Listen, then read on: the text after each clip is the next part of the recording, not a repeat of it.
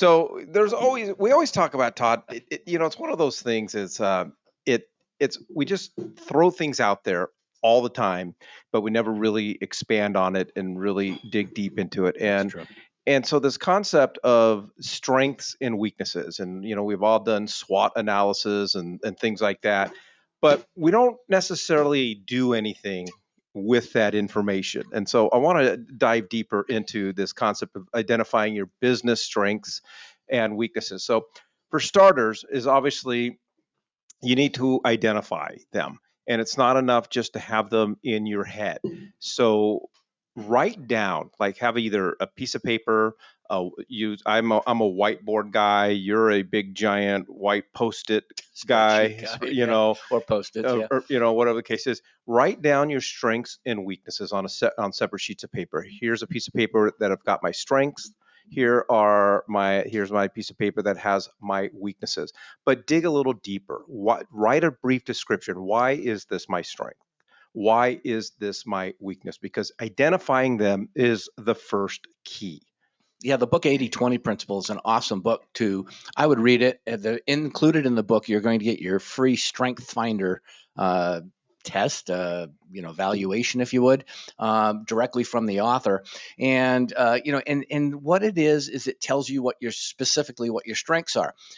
I don't know of an instrument that tells us what our weaknesses are. But here's the thing: talk to your friends. It's called my spouse. Yeah, I was going to say, talk to your spouse, talk to your friends, talk to past clients. Gee, That's point number 2. So come on, come okay. on, Well, easy, good. I easy, didn't know Tiger. that. See, there we go. Yeah, you shared them with us. We see it. I would say Yeah. for your weaknesses, look at the things that you procrastinate the most on. What do you push to Oh, the bottom of the there you list? go. When it pops to the top, you ignore it. You want to rate one, put something above it. You try to find more priority items than those. Those are your weaknesses. Those are the things that you shy away from in your business. But is there a difference between there are things that I don't like to do, but things I'm really good at though? Of course. 100%, but I think those are the things that you want to focus on. I think strengths and weaknesses could be changed to different words too, but that would be what I would be doing if I was sitting down doing that analysis. All right, Todd. So get other people's I love that. opinions Hey, because good point. yeah. So we don't always see Shall ourselves. thine own self be true? Yeah, we don't always see ourselves the way other people see it, especially when it comes down to running our business.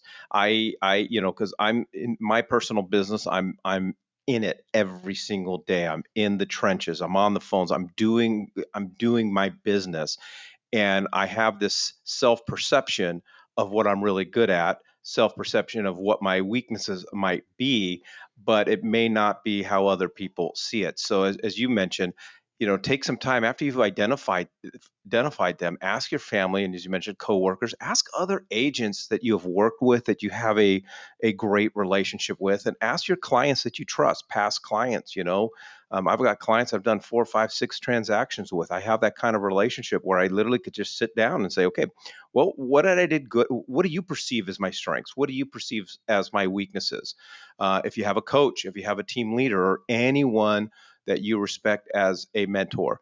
But I advise you, have thick skin, because you may not like what you hear. And you can't react. I mean, if you really want true feedback, you cannot react to what you hear. What you do is you write it down. And again, I always said, well, actually, Nick, who was the guy who was the president, CEO of Inc. magazine that came to speak here? I can't think of his name right now. I don't have either. But anyway, just go with Tom. No, it wasn't. But he came to speak here. He wrote a book too.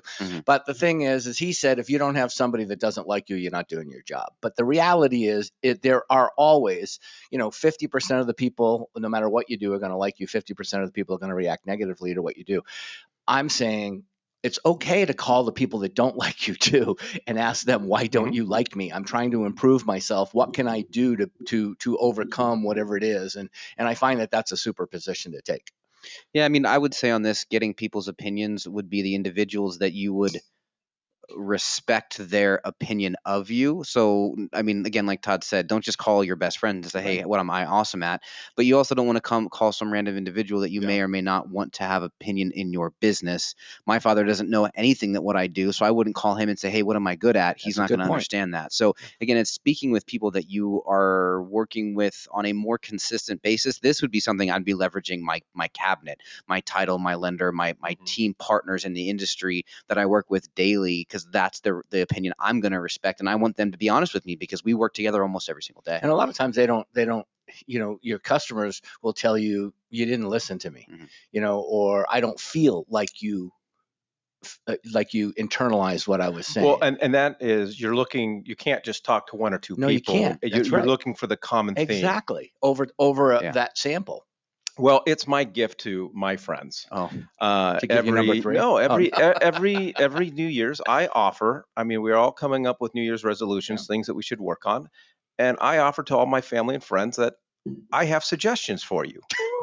So, I must be blessed. I get those suggestions from you daily. Yeah, let me give you your New Year's resolution. I think everybody should right now look up 360 review and let's call it that. All right. No. So I forgot to put the title on this one, but anyways, so now you see what my working file looks like. But it's often said, and this is the thing, my partner and I, Ryan Gertis, we talk about this all the time. We're always taught, identify your weaknesses, work on your weaknesses, work on your weaknesses. He always says, double down on your strengths and delegate your weaknesses.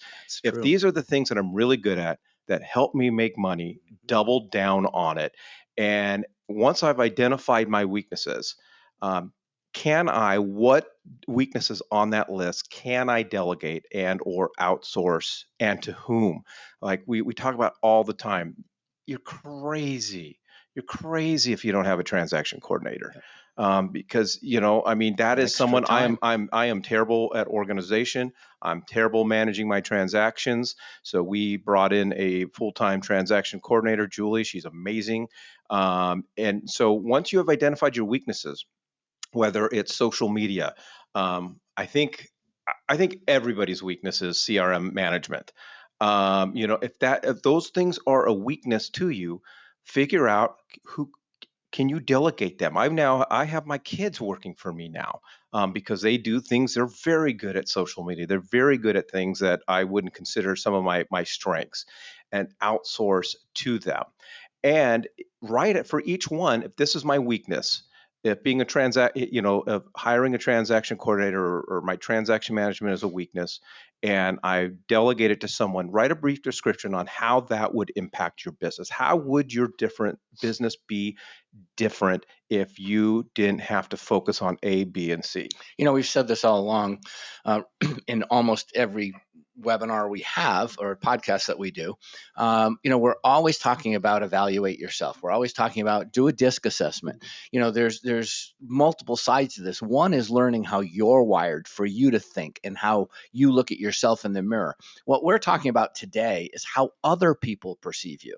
And this is where you win friends and influence people, right here. This is the money. This is the meat. But if you're say a high analytic and you are really great with the details and paperwork, and you hate waking up in the morning and going out and finding your next client, you need to find a solution, because finding the next client is the key KPI of your success. Nick, we always, I was joking earlier, but I'm not really joking. I mean, CRM management is everybody knows that we have to have a CRM. It's the bane of our existence. It is a tremendous weakness of mine. I lack the desire. I lack the motivation to get into my CRM and update profiles and notes and things like that. So what my system and what I've done now is, because I do a lot of talking on the phone and in my car and so forth, I got a little recorder, or actually I use my phone now. And when I hang up, I said, okay, hit record, spoke to Todd Menard. He's going to be out of town, wants me to give him a call in 3 weeks, set up a task reminder 3 weeks from today to call Todd. And then I text it to the person now that I've delegated to, inputting information into my CRM system. Yeah, and again, you are the CEO of your business, so you as a CEO need to look down and in. What is your business lacking? What is your business not efficient at? And so you have to figure out the systems that are going to work for you. What I would be doing if I was Mike is I would make those notes instead of texting and recording it. I would be opening up Surrey and say, hey, Surrey, text X, Y, and Z. Here's the notes we need to add to the CRM system. So it's stuff like that you work in on your own system.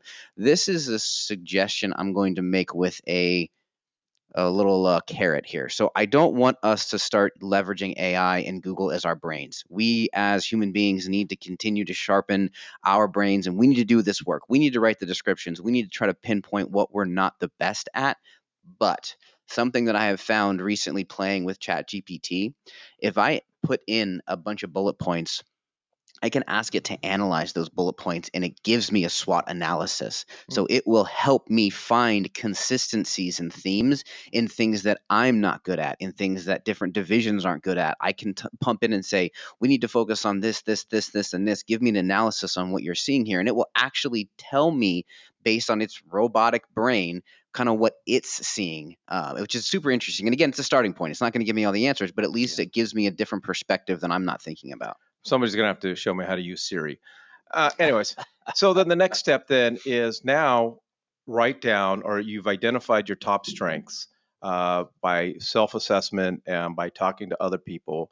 And how will you write a strategy? How are you going to double down on them? If this is my strength, and especially if this strength leads to more dollars, okay, how am I going to do that? What now, how is freeing up the time I'm focusing on my weaknesses going to open up more time for my strengths?